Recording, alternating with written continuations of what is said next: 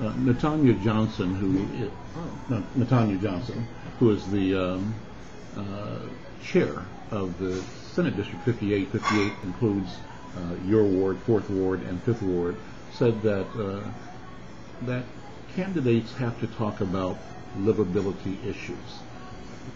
Candidates have to talk about jobs, about health disparities, inequity in education and outcomes, talk about transportation, talk about business creation.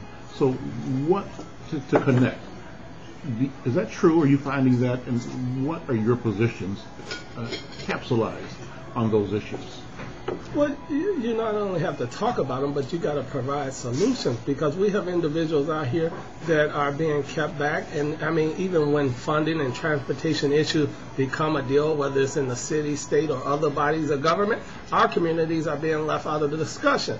And a lot of transportation projects we're finding are bypassing our community, going around our community, and bringing others in to replace us as workers in our own community. So we need individuals that, you know, we're open to the process and the fair process, but we also need individuals that advocate for our citizens and understand that our citizens need these same type of solutions and projects to come to our community. And we also want to be employed on some of these projects that come to our community, and we want to get the training and other educational aspects that we need to provide us with living wage jobs and health care and access to different opportunities in our community and other communities as well. Okay. What about education? We have got disparities in education outcomes in North Minneapolis in general, Black community, Latino community in particular. Well, yeah, you're going to have education and disparity, but you also have the disparities due to situational circumstances that a lot of individuals are dealing with. Even you take myself now, you know, you got to look at where a person starts their life off, not where they're at currently. And you take me for an example. My dad only went to the 6th grade, but he encouraged me to continue on and to get my education. Well, we have a lot of other individuals. When we start further back, then the disparity gap is going to be wider. And we are closing the gap, so don't just discount the advancements we are making in education, but there are funding differences, there's qualified teachers, and standards are different when you come to different educational opportunities in different communities. So we need to deal with all these issues. That's a good point, because sometimes the discussion about disparities becomes cavalier. And the cavalier nature of the discussion, particularly from people in power, wants to suggest that the disparity reflects a lack of capacity.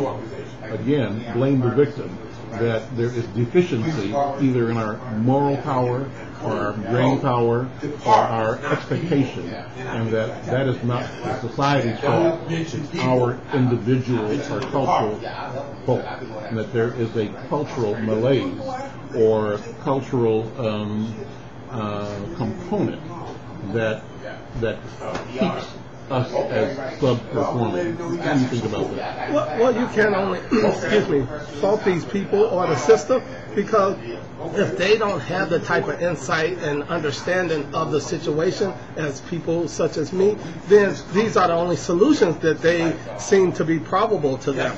But when you have a more understanding and more knowledge about what these individuals are dealing with, the type of family structure they have, how far they've come in life, the type of doors that's been slammed on them, some of them dealing without the parents in the home, some of them dealing with parents that have been incarcerated wrongfully or rightfully.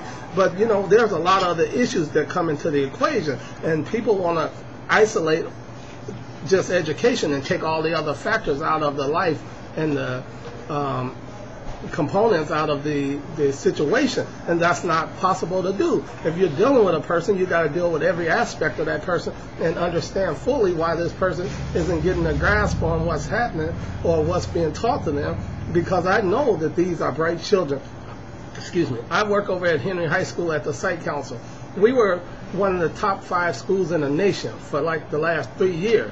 but it took 2 to 3 years for our own local newspaper to publish that. And so when you have individuals that are excelling or schools that are excelling, that's not getting out to the mainstream media. Only the bad or the negative aspects are getting out to pretty much represent our community or to make our community shine in a certain light. So they do this by not really informing the readers or other citizens of the entire picture of North Minneapolis. Okay.